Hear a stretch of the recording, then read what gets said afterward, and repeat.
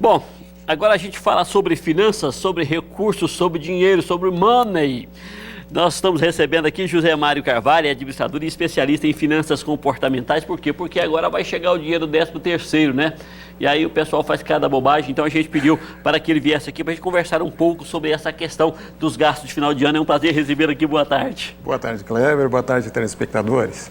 Seu dinheiro já tem, assim, um planejamento certo quando ele entra no 13º ou não? Planeja depois que ele entra? O meu? É. Não, o meu sempre tem. Sempre tem? Sempre tem. Então, antes da gente iniciar essa conversa, deixa até mostrar para vocês aqui, os trabalhadores da iniciativa privada recebem hoje a primeira parcela do 13º. E aí o PROCON já está dando uma orientação para o pessoal aí, olha, aproveite essa primeira parcela para renegociar e ficar livre das dívidas.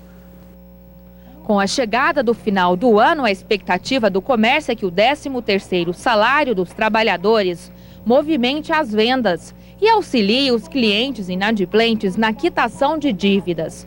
O gerente de cobrança desta loja destaca que os devedores de crediário ou cheque podem ter as contas parceladas ou livres de juros. Oferecendo um desconto, em alguns casos, até de 100% dos juros, né? Parcelando essa dívida em até 3 vezes, sem acréscimo nenhum, ficando mais fácil assim para o cliente efetuar o pagamento das dívidas. O PROCON estadual alerta que não haverá comunicação aos devedores, mas eles podem procurar o órgão de defesa do consumidor em caso de dúvidas sobre cartão de crédito ou negociação de débito com as lojas e ainda em caso de quitação de conta e permanência do nome do cliente no Serasa ou SPC.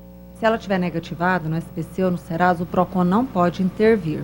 O que a gente pode fazer? Algumas lojas, e são poucas, elas fazem a negociação. Em pagando a dívida, o consumidor tem o direito de ter o nome retirado dos órgãos de proteção ao crédito no prazo de 5 dias úteis. Se o nome dele não for retirado nesse prazo, ele tem direito até indenização por danos morais. Pois é. Essa é a orientação do PROCON e agora a gente conversa com o José Mário Carvalho sobre essa questão do planejamento dos gastos de final de ano, essa coisa toda. O certo é esse mesmo para quem tem a dívida? É pegar o 13º e ficar livre da dívida? É sempre melhor.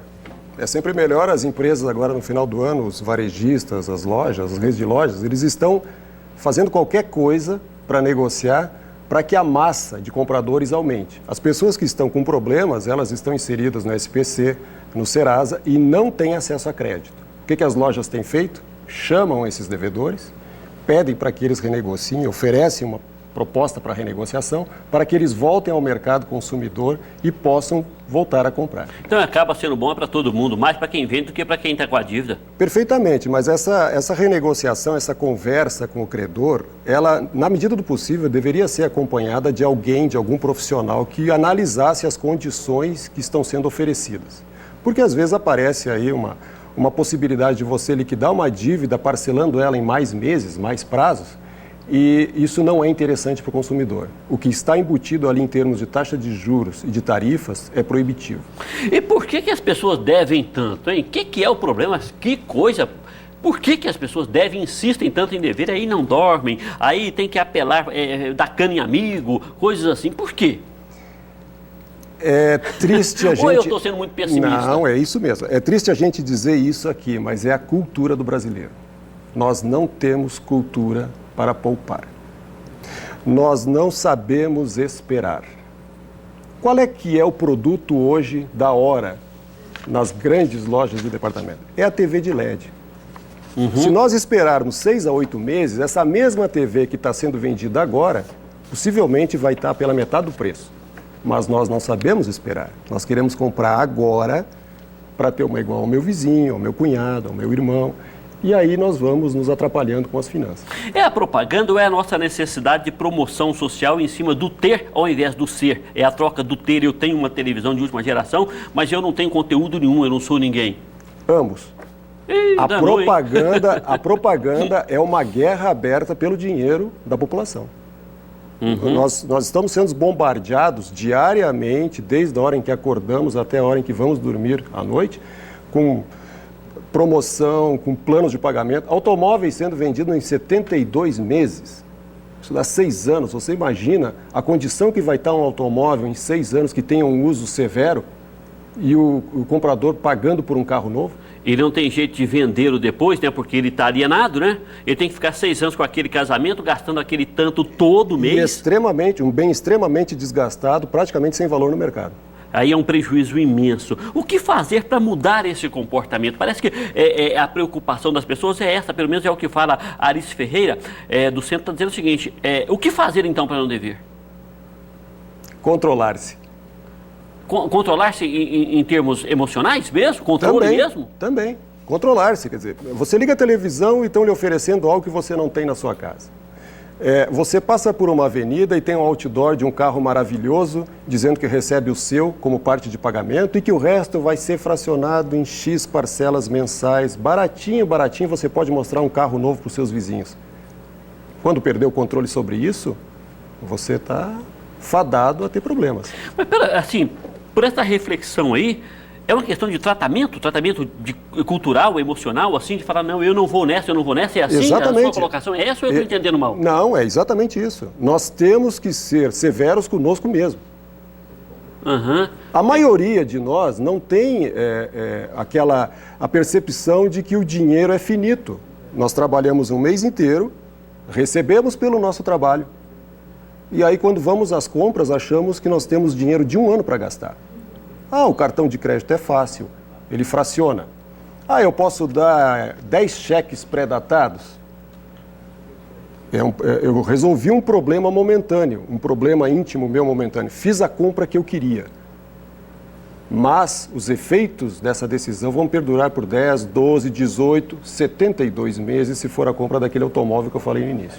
E tem algum serviço de orientação para as pessoas fugirem a isso? Pelo menos eu não conheço, por isso estou te perguntando. Tem. Nós estamos trazendo aqui para Goiânia esse serviço. Que bom. O nome dele é Clínica de Finanças. São profissionais que são treinados justamente nessa área. Convencer as pessoas de que elas precisam ter um certo controle sobre si próprias, refrear um pouco esse consumismo, que é um bombardeio diário em cima de todos nós. Né? Uma das máximas da finança diz que o rico, a diferença do rico entre o pobre é que o rico ganha primeiro e aplica depois. O pobre primeiro trata de aplicar o seu dinheiro, que já é pouco, em algum bem, e depois ele vai tratar de ganhar para pagar esse bem. Essa é a grande diferença. E aí é um erro. Como é que funciona a clínica de finanças? A clínica de finanças é um serviço que ele é customizado. Ele atende, é como se fosse um médico. Ele atende o cliente na medida do seu problema. É feito um diagnóstico da situação, nós propomos para esse cliente atitudes para que ele saia dessa situação. E temos tido sucesso, e o sucesso é gratificante, com aquele agradecimento, com aquele reconhecimento das pessoas que voltaram a ter uma vida normal, voltaram a dormir tranquilamente. Isso é para aquelas pessoas que estão com problema de dívida. Também. Já não dorme mais, já não consegue se alimentar mais, já não sai na rua porque vai topar com o cobrador na porta de casa, na porta da empresa. Sim. Mas também para que deixarmos chegar nessa situação? Então, e a pessoa que está estabilizada, a pessoa que tem uma reserva financeira, não sabe o que vai fazer com ela, aquela história toda, ela também pode se utilizar desse serviço para aprender a aplicar, lidar com o mercado financeiro, lidar com o mercado de imóveis, carros, essa coisa? Exatamente. Aprende a fazer negócio? Aprende a fazer negócio e nós também nos propomos, na medida do possível e desde que as condições sejam favoráveis a isso, acompanhar o cliente num fechamento de negócio, numa compra de imóvel, na aquisição de automóvel novo. Todo mundo pode aprender a fazer negócio? Por exemplo, eu que sou um péssimo negociante, eu posso aprender a fazer negócio? Perfeitamente. O aprender a fazer negócio, o aprender a cuidar e valorizar o seu dinheiro, é mais ou menos como ir à escola. É um trabalho continuado, nós precisamos todos os dias exercitar um pouco com os outros, um pouco conosco. Vamos nos contendo, vamos nos limitando em alguns comportamentos não muito favoráveis que nós temos, e essa massa de conhecimento e de experiências é que vai nos dar depois a condição da gente ter a segurança de, daí sim, poder fechar um negócio de porte sozinho. Pois eu fui educado de forma que eu não faço dívida, eu não uso cartão de crédito, eu não compro nada com cheque pré-datado, eu não compro nada a prazo. Se alguma coisa for mais barata a prazo, eu pago mais caro para pagar à vista. Esse comportamento, ele é um comportamento ruim? Não, ele é um comportamento recomendável, porque assim, você está gastando, você está se utilizando do seu recurso que você possui. Quando o cliente, quando a pessoa começa a projetar o que ele vai ganhar, ele entra em situação de risco porque o empregado não sabe se daqui a certo tempo ele vai estar com o emprego dele garantido, se ele não vai ter um problema de saúde, se não haverá algum problema com algum familiar, um filho, alguma coisa assim. Nós vamos continuar falando sobre essa clínica de finanças. Daqui a pouco eu coloco a sua participação no ar. Você pode ligar para tirar a sua dúvida também, né? O José Carlos, o José Mário, quase seu xará aqui, só que o José Mário Pereira está dizendo o seguinte: tem um problema com a filha dele, que compra, que ela esquece uma coisa que é fundamental: dívida vence. É assim mesmo? Pessoa que esquece que a dívida vence é que compra assim? Isso não muda. E eu devo dizer assim que a maioria dos casos que nós pegamos são assim. São pessoas que se sentem iludidas pelo canto da sereia do mercado. O mercado precisa vender, as lojas precisam vender. Eu não sou contra a loja, eu sou a favor do consumidor. Tá certo. Nós vamos entender essa equação. Fundamentalmente você, comprador inveterado, que não pensa que a dívida vence, então, né, de repente esse serviço vai ser orientador para você. Daqui a pouco eu mostro para você também que a polícia prende 3 pessoas acusadas de matar Elionai dos Santos, aquele assassinato que aconteceu lá no setor Chácara São Pedro, no mês de janeiro deste ano, num bar. Nós vamos voltar já já.